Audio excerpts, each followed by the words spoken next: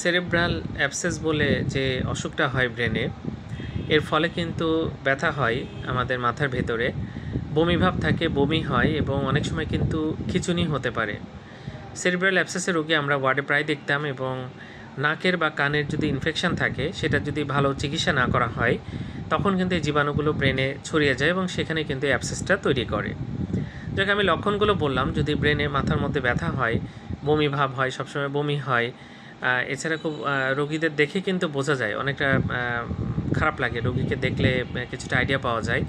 এছাড়া খিঁচুনি হতে পারে, এই একটা সমস্যা, চোখে দেখতে অনেক সময় সমস্যা হয়। এই সমস্যাগুলো নিয়ে কিন্তু রোগীরা আসতে পারে। তো আমরা এমআরআই করে ডায়াগনোসিস করে, আরও কিছু এমআরএস বলে টেস্ট আছে সেটা অনেক সময় করতে হয়। বিভিন্ন টেস্ট করে আমরা ডায়াগনোসিস করে এটা চিকিৎসা করি এবং চিকিৎসা করলে কিন্তু অ্যাবসেস একেবারে ভালো হয়ে যায়।